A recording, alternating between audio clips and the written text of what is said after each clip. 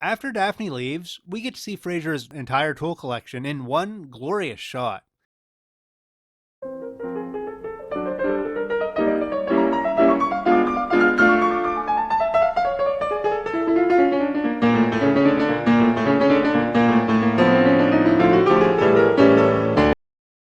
Hello, and welcome to the 35th installment of Frasier Fridays, where all the salads are tossed and all the eggs are scrambled. Today, we're looking at the 11th episode of Season 2, entitled Seat of Power. We're on production code number 211 here, which is the fourth week in a row we've been in production order. And we will continue to be in production order for the next 2 weeks, before getting all over the place until actually the finale episode of this season. Our title this week isn't necessarily in reference to any pop culture or historical element, although as the episode progresses, it becomes extremely clear it is a reference to a toilet. Given that thrones are traditionally thought of as seats of power, this is a fun subversion and a darn good title for a non-referential one this time out. Seat of Power originally aired on December 13th, 1994. And is our last episode before the Christmas break, and our second episode post-Thanksgiving. This week, Frasier pulled in 21.1 million viewers, which is a decline of just under 1.5 million from the previous week. During the first season, we actually had an increase of 300K from the last episode before Christmas, but the first season sort of feels like a different beast, as it was still buzzing off a lot of the goodwill and massive ratings from Cheers. Whereas, by this point in time, we've clearly settled into just the Frasier fan base, which is admittingly somewhat smaller than that of Cheers. Seinfeld and Friends are both back this week, and Seinfeld continues to not be even close in the ratings.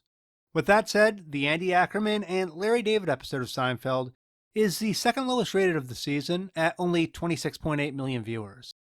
The Friends comparison is more interesting this week, with Frasier again beating Friends by a bit over 1 million viewers this time out. Looking ahead to Friends ratings next year, this is going to start changing, and in a big way.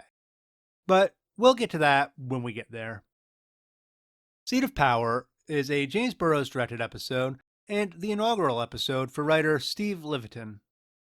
In his early career, Levitan began as a news reporter and anchorman in Wisconsin, before he decided to move to Hollywood in 1989, where he began working as an executive producer for the short-lived comedy series Max Glick. After that, he found quick success, acting as an executive producer on a lot of familiar shows, including Wings, The Larry Sanders Show, Frasier, Stark Raving Mad, Just Shoot Me, and as the co-showrunner with Lloyd on Modern Family. Levitan has thrown his writing into the ring for most of the shows he's worked on, with at least a handful of episodes. For Frasier, he'll write 4 total episodes, 1 more this season and 2 next season.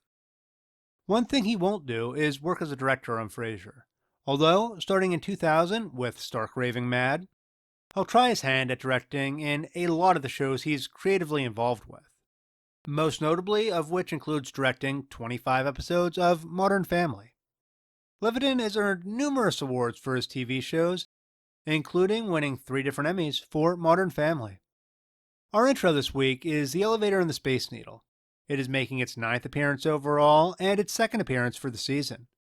This marks it as the 2nd most common intro overall, after the red blinking light on the Space Needle, and ties it as the 2nd most common intro for the season, with the fireworks introduction. We start out our episode with our guest caller scene this week, and our guest caller is a genuine movie star, and the star of one of the greatest Christmas movies of all time. Sorry, Die Hard. And that's Macaulay Culkin.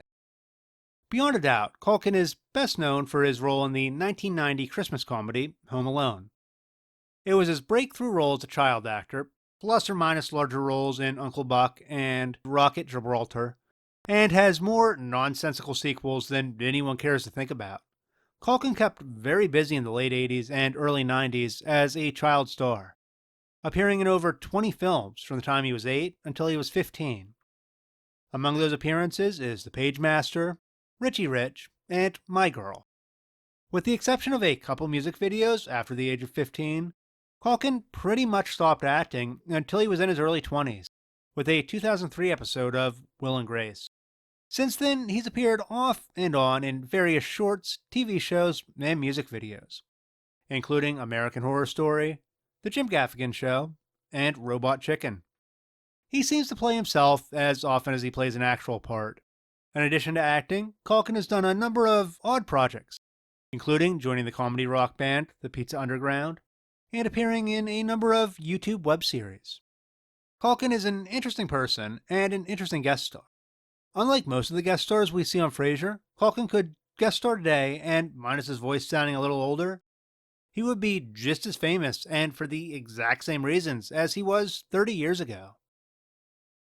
As the radio show ends, we get a really fun subplot with Roz that will directly mirror that of Daphne this episode. I'm not sure if this was done intentionally, or it just kind of worked out that way, but either way, I like the dichotomy we'll see here. On Roz's part, she's worried she has an unattractive back of her head, and that's all we're going to see from Roz this week. It's a fun bit part, but I wish we'd seen a bit more of her here. Although, given where this week's plotline goes, I'm not really sure where we could have fit her in. Our next scene opens with more of the closeness between Eddie and Frasier we've talked about before. If Frasier, half joking about throwing Eddie off the balcony a few episodes ago, showed their changing relationship, this week their behavior screams it. Not only does Eddie have his feet on the table, but he successfully bums food from Frasier. The Frasier from the beginning of season 1 would never have allowed this, so it's a nice change to see Frasier treating Eddie so well, even if he tries to claim it's because Martin doesn't eat food Eddie likes.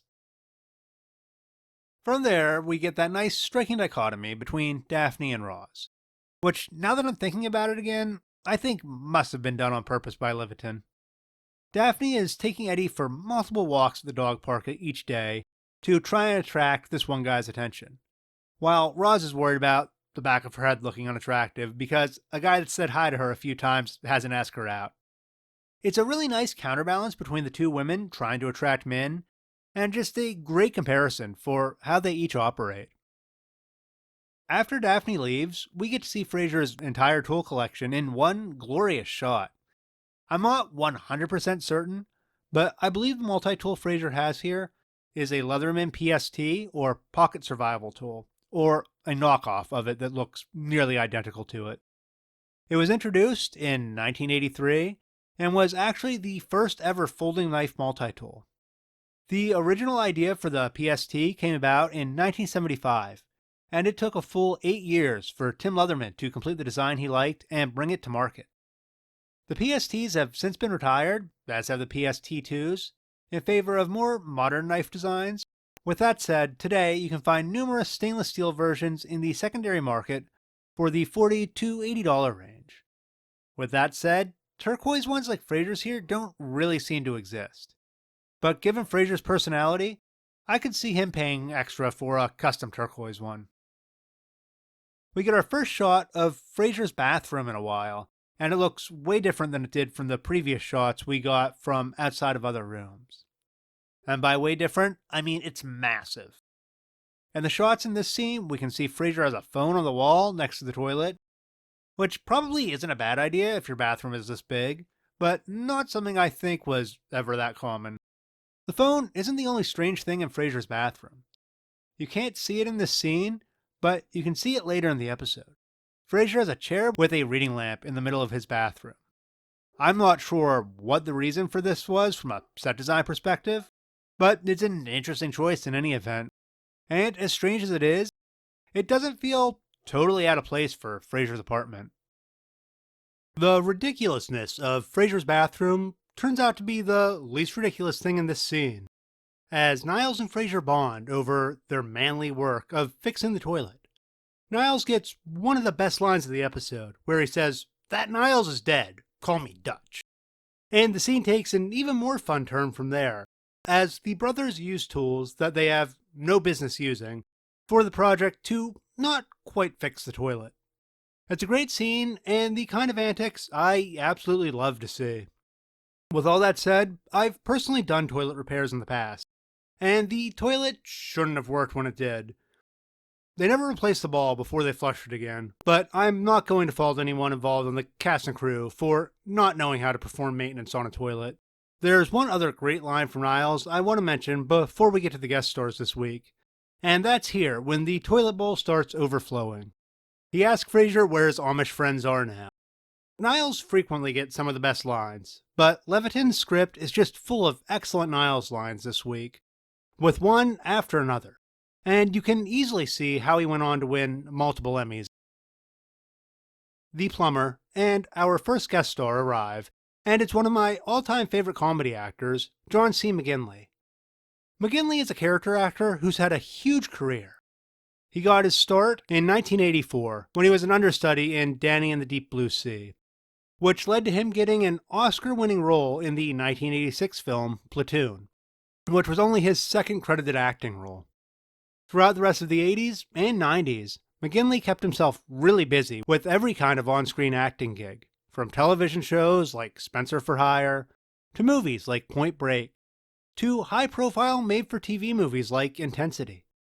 In 2001, he landed a recurring role in the medical comedy Scrubs, where he played Dr. Cox for 8 seasons. He's absolutely brilliant in this series and is the highlight of the show. After Scrubs ended, McGinley has continued to do his guest stars in television and movies, with appearances ranging from Brooklyn Nine-Nine, to Chicago PD, to Dragon Rescue Riders, to The Belko Experiment, to his horror comedy series Stan Against Evil, where he plays the titular Stan. He's won 2 different acting awards for Scrubs, and is still very busy in Hollywood today. This is a cool early role for McGinley, and most interestingly, as a Scrubs fan, he whistles at one point to get Niles' attention, which is a mannerism he will use many, many times as his character in Scrubs. As the episode progresses, Niles says that McGinley isn't fit to touch the toilet. Frasier asks if he's been self-medicating again, then finds out Niles is not in fact on drugs, but is having horrible flashbacks to when he was bullied as a child. As it turns out, the plumber was in fact his childhood bully. This leads to Niles having a flashback to when he was bullied, and it's absolutely hilarious. I know I already praised the writing and acting on this front, but this is just another great example of it, and it doesn't end there. Niles goes on to confront his childhood bully, and they end up having some absolutely fantastic back and forth. After Niles gets his anger out on the balcony, that is. The tables turn, and we find out Frasier and Niles messed up the toilet so bad the plumber has to call in reinforcements. And those reinforcements are Billy Kriesel, Frasier's childhood bully, who was actually mentioned way back in the 4th episode of the series, I Hate Frasier Crane. This is an excellent callback, and one I'm thrilled made it in here. I'm hoping we get more callbacks to characters who were just made as passing references in the future. Unlike in I Hate Frasier Crane, Billy Kriesel actually appears here, and he is played by Mike Starr. I might be a bigger fan of McGinley's acting, but there's no denying Starr is a busier actor. He started acting in the late 1970s, and has been extremely busy since then. The man has nearly 250 credits to his name, including appearances on Hawaii Five-0, Family Ties, Lean on Me, Uncle Buck, Ed Wood, The Bodyguard, The John Larroquette Show, Dumb and Dumber, Law and Order, Easy Streets, Jersey Girl, Scrubs, House, Psych, Bones, Bad Santa 2, Ray Donovan, The Blacklist, and many, many more. The sheer number of appearances Starr has made is beyond impressive, and the fact that he's still actively working and quite busy after nearly 50 years in the business is insane. If you want to check out Starr's acting, just watch anything that's come out since the 80s, and there's a decent chance he'll be in it. As the episode winds down, we get to see a dichotomy between Niles and Frasier dealing with their bullies play out, and it's great. Niles takes the mature response, entirely thanks to Frasier, and Frasier does not take his own advice, and instead chooses to get revenge for his childhood traumas. It's a great back and forth between the two pairs of brothers, and Niles and McGinley's therapist scene is hilarious and feels incredibly well earned for both characters. As the episode wraps up, we get one more interesting bit of background slash scene dressing I want to talk about. Ultimately, the plumbers leave without completing the job because Frasier gave Billy a swirly, so Martin ends up coming to the rescue and helping Frasier out. While they're working together, we can see a jar of cream on Frasier's bathroom shelf that says EE. Now, when it comes to high-end creams and beauty products, there's a family of creams called alphabet creams. There are AA, BB, CC, DD, EE, FF, GG, PP, and ZZ creams. AA stands for anti-aging, BB stands for beauty balm or blemish balm, and is exactly what it sounds like. It contains anti-acne, anti-inflammatory, and anti-aging treatments. CC is for color correction, which gets rid of skin spots or blemishes and evens out skin tones. DD is daily defense. It tends to just be anti-aging cream. Then we get to EE, which is what we see on Frasier's shelf here. The weird thing about EE cream is no one is on the same page about what EE is. Some companies have it as extra exfoliating, which should exfoliate skin before it is washed off. Others have it as energy enhancing, which is a nighttime cream, while still others have it as elemental emulsion, which is just a moisturizer. Still more have it as enlighten even effect, which is just a foundation. I don't know which one of these Frasier is using, maybe extra exfoliating, but we can't get a good enough look at it to ultimately tell much about it beyond the EE. But it is an interesting thing to take note of in the bathroom, and feels like something Frasier would definitely have. Our coda finds Daphne creeping with the telescope Martin got back in season 1, and getting excited to take Eddie on a walk again to try and meet the guy in the dog park. I like this whole subplot, and I think it's fun. I just would have liked to see more of Roz's romantic ventures here too. I'm not sure how that could have been done efficiently, but I think it would have worked quite well here. Beyond the tie front, we find ourselves with only one tie for each brother. Frasier's tie, which he only wears in the studio this week, is a repeat, showing up for the third time, after last showing up in Season 2, Episode 7. Niles' tie is new this week. This tie brings him up to 39 separate ties thus far, and ties up the number of ties each brother has worn so far in the series. This episode is one of the best we've had in quite a while, and one of the best we've had this season. And I have to give most of that credit to writer Steve Levitan. For a writer who was so fresh at this time, and someone who hasn't really written that much, Levitan really delivers this week. He has some great callbacks with Billy Kriesel. He's got a ridiculous scene with Frasier's multi-tool that's actually generated discussion online on forums for knife enthusiasts. And it offers a ton of great lines, particularly from David Hyde Pierce, who delivers each line perfectly. Combining that with his horrified flashback sequence, Niles easily comes out as the MVP of this episode. With that said, Niles is far from the only standout here. Both him and Frasier fixing the toilet is an absolute delight, and absolutely hilarious. Some of the show's humor and heart has always come from the comparison between Martin's blue-collar nature and the boys' white-collar lifestyles, and it's never been better on display than when the brothers try to do something the average man has at least some experience with. Not only does Levitan's script nail Frasier and Niles, but it provides some great guest stars and a great guest caller the chance to shine. McGinley is fantastic in this role, and as a Scrubs fan, it's awesome to see some Dr. Coxisms sneaking their way into his acting repertoire this long before the series was even conceived. The only real weakness of this episode is we don't get near enough Roz, especially with how her and Daphne could have been played off each other here with their different attempts to woo Min this week.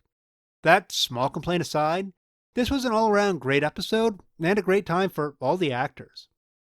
This week's outing, Frasier shows us that sometimes, if you want it done right, you have to pay someone else to do it for you on this 8.5 out of 10 episode of Frasier.